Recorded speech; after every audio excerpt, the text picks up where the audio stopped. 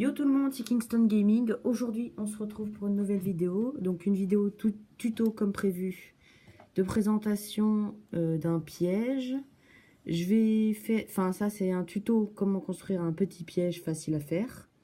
Donc avec deux cure-dents et de la ficelle. Donc après je ferai une autre vidéo comme promis sur la présentation d'un de mes pièges. Puis, d'après le planning que j'ai fait sur la vidéo du gilet tactique de moins de 100 grammes, je ferai une vidéo sur le maniement d'un couteau. Donc le couteau, ça sera un couteau de cuisine. Donc quelques techniques très rapides pour s'en servir facilement. Donc, cette petite chose, c'est ce qu'on va faire aujourd'hui. Donc c'est une croix avec deux cure-dents et de la ficelle. Vous allez dire c'est fait pour crever les pneus. Hein. Moi j'utilise pour crever les pneus, vous pouvez l'utiliser pour autre chose. Moi j'utilise comme un piège à crever les pneus, je le mets sur la route. Donc je plante un peu dans le sol, je le mets sur la route et voilà. Donc j'attendrai que la voiture passe. Hein. J'ai déjà fait des tests avec des pneus dans un garage. Juste parce que le garage, c'était des pneus pourris, mais qui étaient gonflés. Et qui ne servaient plus à rien, donc j'ai testé. Donc ça marche. Par contre, les cure-dents, vous allez dire, ils vont se casser. Donc oui, les cure-dents vont se casser forcément. Mais ils peuvent aussi se casser avant que ça puisse percer le pneu. C'est pour ça que les cure-dents que j'utilise, ce sont des cure-dents en chêne. Donc c'est le chêne, bah, c'est un peu du bois très très dur, donc les cure-dents seront un peu plus chers.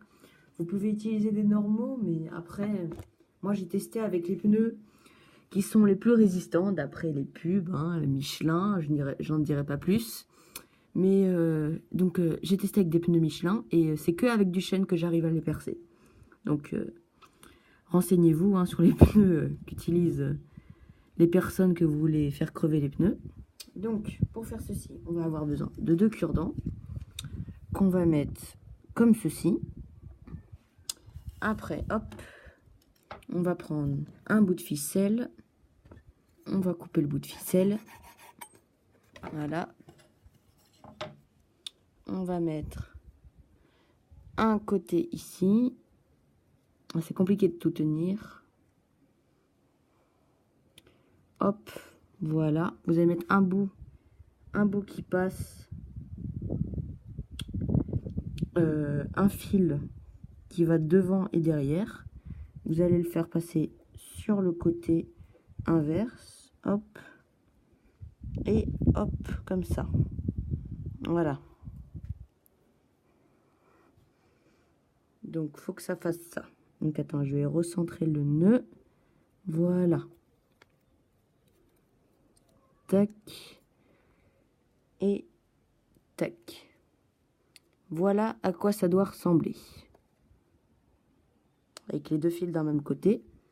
Après, on va venir se poser sur la planche. Et on va faire le nœud. Donc, moi, c'est très compliqué parce que il y a du vent. Je sais pas si vous l'entendez. Et en plus, les bâtonnets sont très légers. Donc, pour les tenir, c'est très compliqué.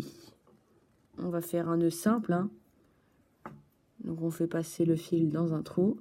Hop, et on tire. Hop. Voilà. Et après, on le recentre tout ça. On refait la technique gauche. Ça passe de l'autre côté et droite. Voilà. On reprend la petite pointe et on refait un nœud. Et voilà. Donc, ceci fait, on en fait un dernier.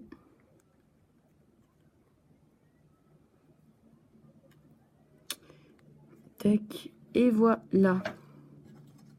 Donc, tac, on prend les petits bouts de ficelle qui restent et on les coupe. Voilà. Bon, là, j'ai mal coupé parce que c'est un peu compliqué, mais voilà, ça donne ça. Donc, après, vous pouvez le replacer. Hein. Donc voilà, c'est la même chose que les deux autres. Hop, voilà, c'est un tuto très simple, très facile. Comme d'habitude, c'est des tutos qui sont faits, qui sont possibles à faire avec ce qu'il y a dans la maison. Normalement, rien à acheter là-dessus. Donc voilà, c'est la fin de cette vidéo. Je vous retrouve pour une prochaine vidéo présentation d'un de mes pièges très ingénieux. Donc c'était Kingston Gaming, à plus.